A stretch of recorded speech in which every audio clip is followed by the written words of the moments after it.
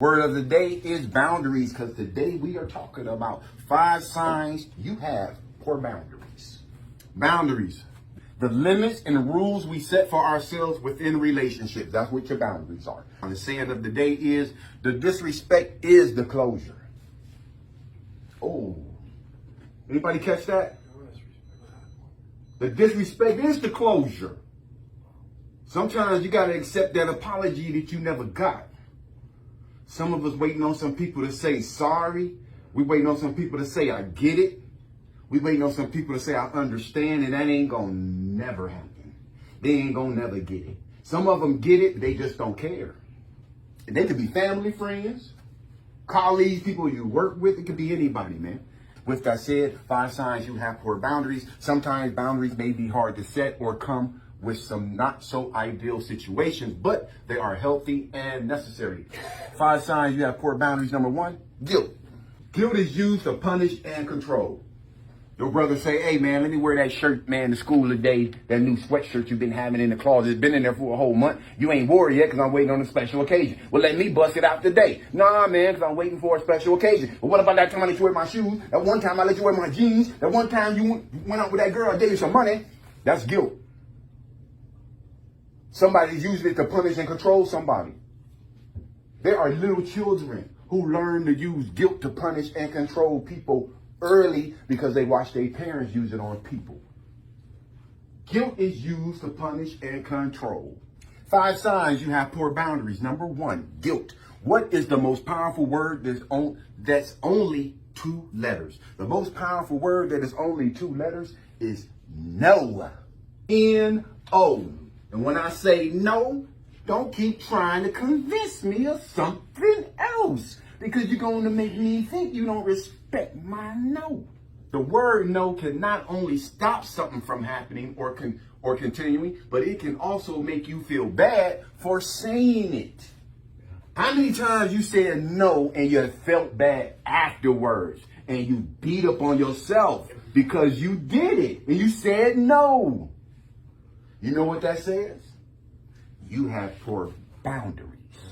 Because your no should mean no, and you should be able to stand on it. No is not a bad word. Because if you keep saying yes all the time, people are going to take advantage of you, even good people. If you're going to do it, I'm going to let them do it.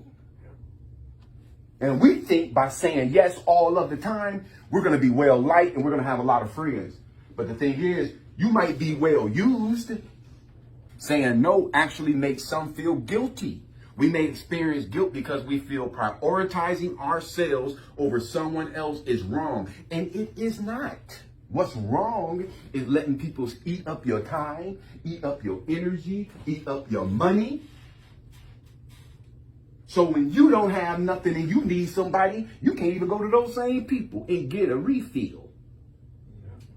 Come on, man. There's some people out there will use you over and over and over and over and over, and you say no one time and now they ain't speaking to you. You the bad guy. Say hello to the bad guy, right? One no. They gonna forget about all those yeses. All those times you bent over backwards. All those times you jumped through hoops. That's why no does not, yes all of the time does not garner respect and good friends.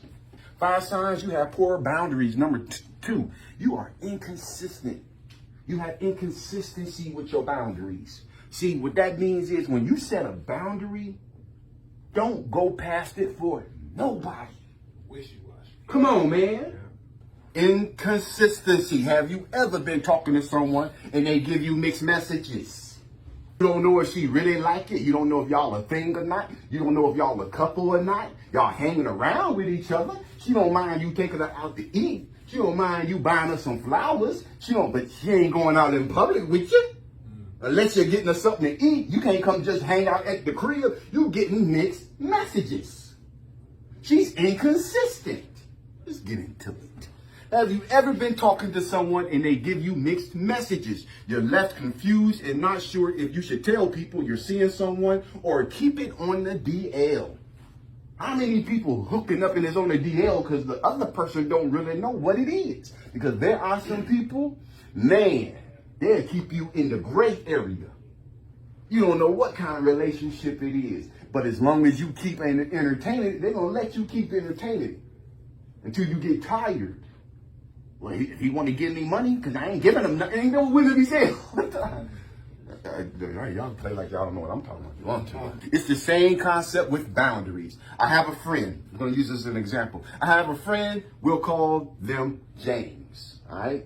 So I got a friend, just an example, I got a friend, we're going to call him James. James does not like the name Jim or Jimmy. So James does not like the name Jim or Jimmy. If someone calls him one of those names, he'll politely correct them. My name is not Jim, it's not Jimmy, my name is James. Thank you. I'd rather go by that name. That's a boundary. Imagine if James said he preferred James randomly. Sometimes I like James, sometimes I don't like James. So when the hell are you going to know when to call him James and when not to call him James? It might get really confusing for friends and family to know what name you prefer if you were not consistent. When you set boundaries, you got to be consistent with your boundaries with everybody. You can't tell mama, if you want me to come run some errands for you, you got to tell me 24 hours in advance because I got a whole bunch of responsibilities with my wife. I got my own home to look after. Just give me 24 hours in advance. But your grandma can call you and say, get over here right now. You need to be consistent with your boundaries. 5 signs you have poor boundaries. Number 3, indecision. You're indecisive. You can't make a decision because you want to please everybody. You don't want to say the wrong thing. Not being able to answer questions consistently might be a sign you have poor boundaries. Someone without boundaries may have lost their sense of self. When you are faced with a decision, you might be more concerned with what will please others rather than what you would prefer. No one else is there to give feedback, so you may even freeze up and not be able to decide on anything without the right people around. Somebody catch you off guard, ask you some question. Well, I need to ask my mom. I don't know that. Let me go ask my brother. I don't know. Let me go ask my girlfriend. You don't feel comfortable in your own decisions. Do you normally say, oh, whatever you want, or do you give a thoughtful answer? Because it's easy to just say whatever you want to do. Ain't that what a lot of us guys do? When our woman want to do something, they do whatever you want to do. But women really like for a person to plan something, pick her up, have something. I mean, you got to give your opinion, voice your opinion, man. It's not about pleasing other people all the time. 5 signs you have poor boundaries. Number 4, you should know. Expecting people to know what's in your brain. You should know. Have you ever been really annoyed with someone for something they did, but when they ask what was wrong, you say, if you don't know why I'm upset, I can't help you. Why not? Don't make no sense at all. Everyone was raised differently, and what we were taught is wrong, rude, or inconsiderate may not be the same for someone else. We all have our own paradigms. Because a person who expects you to know what's going on in their mind, and they haven't told you and they refuse to tell you, they got poor communication skills, and they function that way.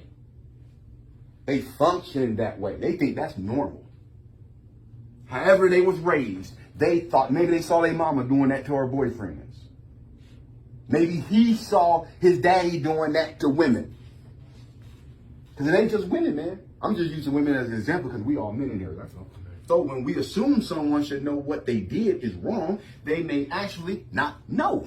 This is why communication and boundaries are imperative. If there is something that bothers you, you are responsible as an adult. If there is something that bothers you, you are responsible as an adult to let others know. Unless you state your limits in no uncertain terms and maintain it, others will not know or respect the boundary.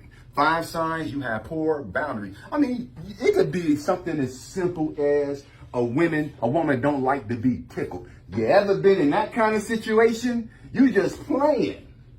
She's like, don't tickle me. You're like, nah, I'm gonna tickle. She laughs. I'm like, stop.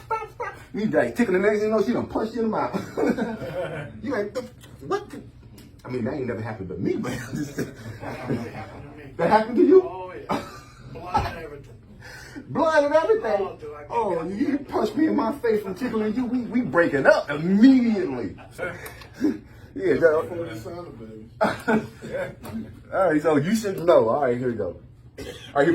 5 signs you have poor boundaries. And the final one, number 5, you switch priorities impulsively. Going out of your way for someone or doing someone a favor is awesome. But do you tend to do this more often than not? Do you tend to go out of your way for people and doing favors for people more often than not? Focusing on others' wants and needs and opinions to the point of exhaustion can be a sign of poor boundaries. When you put yourself first, you show that you know your worth and that you are important. When you put yourself first, you show that you know your worth and that you are important, because we train people on how to treat us by how we treat ourselves. When you put yourself first, you show that you know your worth and that you are important. Having an opposite reaction can be a learned response to a trigger or a series of traumatic events.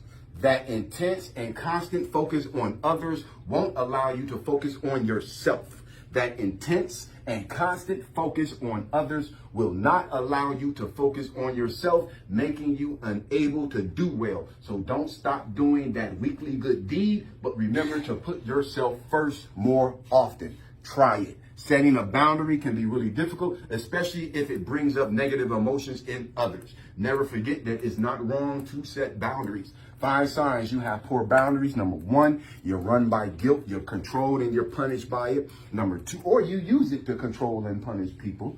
Number 2, inconsistency. Number 3, indecision. Number 4, you should know attitude. And then final one, number 5, you switch priorities impulsively.